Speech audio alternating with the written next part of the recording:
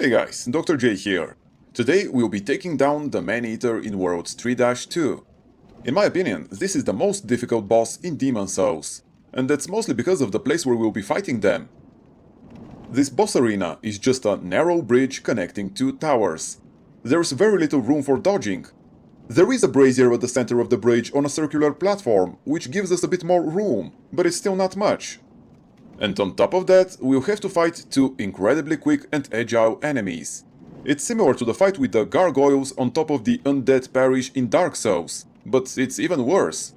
There's less space here, and the Maneater really likes to fly around the arena, which means that using a melee weapon against them is incredibly difficult. So I won't be showing you how to do it. If you still wanna try fighting them in close range, your best bet is to equip the rune shield and rune sword you can find near the beginning of 3-2. But even then, I highly recommend you bring at least a quality compound longbow +3 and at least about 100 heavy arrows. The compound longbow can be found in 4-1, and upgrading it to quality +3 won't use up a lot of materials, so it's not difficult to accomplish that. You can then stand over here and start shooting at the first Maneater through the fog gate. It will take a while, but eventually you will kill him. I guess I should have dropped my health below 30% and equipped the Clever Rat's Ring, so we can do more damage and waste less arrows, but... ah well.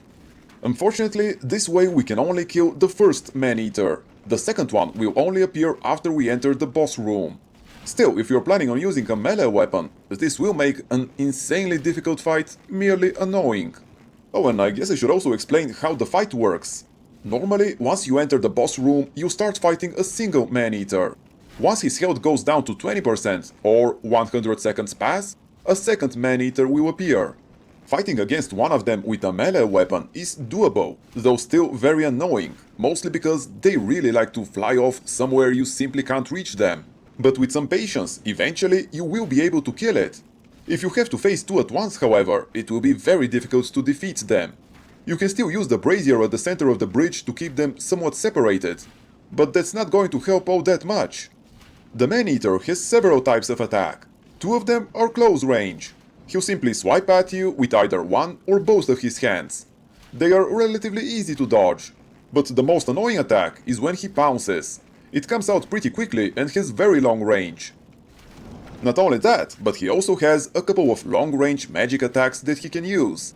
All of that means that you barely have any time to attack if you have to keep defending against the attacks of the two Maneaters.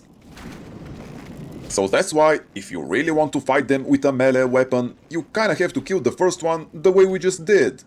Of course, if you're using a ranged weapon, like a bow or spells, then killing it like that is not really necessary.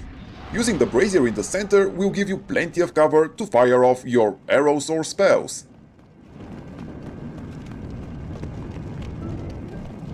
Okay, he's walking towards us, so we should have at least one free hit, unless we miss. Now we just need to wait until he uses an attack before we can shoot him. And this one is the perfect time to attack him, whether we're using a ranged weapon or a melee one. When his snake's head starts glowing yellow, that means he's trying to power up. This takes a while, so we have plenty of time to attack him.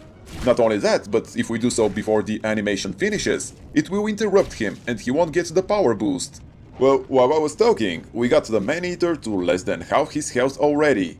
That's why I said, regardless of your build, you really should use a ranged weapon for this fight. And I'm not saying this just because using a melee weapon only will make the fight too challenging. It actually won't. It will simply make it really annoying. I don't really like the design of this boss fight. The gargoyles fight in Dark Souls is so much better. That's how a double boss fight should be done. Same with Ornstein and Smough, of course. Anyways, we're nearly done here, just one final shot. And there it is. For the magic builds demonstration, I'll be using footage from my walkthrough again. Okay, so the equipment we're using is the Crisp Blade, the Wooden Catalyst and the Ring of Magical Sharpness. We'll also use the Soul Ray spell, but if for some reason you don't have it, and I can't imagine what this reason could possibly be, you can use the Soul Arrow or the Flame Toss spells. This fight is going to end pretty quickly, so instead of talking about it, I mean, there's not really much to talk about, it's basically the same as the previous one. I'll tell you of another strategy you can use if you're having issues with this boss, and you're not a magic build or can't use a bow. For this strat, you need to have the Poison Cloud spell, but as long as you have it, your other stats don't matter. You also need the Thief's Ring equipped. Then you can just run past the first Maneater at the start of the boss fight and go hide on the ledge right of the stairs leading up to the brazier. The Maneater will look for you for a while, but since you have the Thief's Ring, he'll lose track of you and will go back to the fog gate and start looking at it. Once he does that, you can sneak up behind him and use the Poison Cloud, and then return to your hiding spot. You just have to wait until the spell expires and cast it again. At some point, the second Maneater will arrive, but if you just remain on the ledge, he'll eventually go back to the other fog gate. Then, once you're done with the first Maneater, you can sneak up behind the second one as well and use the Poison Cloud on him as well. It will take quite a while to kill them like that, but it's super safe and easy, so if nothing else works, give that strat a try. There are other strats you can use to kill this boss, but I believe the ones I showed you and told you about are the easiest ones.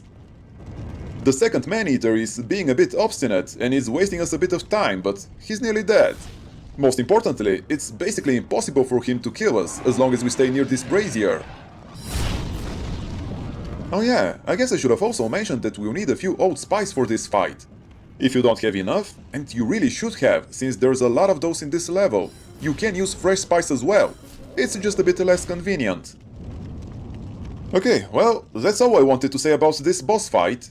It's definitely the most difficult one in the game, but as you just saw, there are ways to make it very manageable. If the video was helpful to you, I would appreciate it if you pressed the like button and subscribe to my channel. And as always, I'd love to hear your thoughts about this boss fight. Goodbye and see you next time!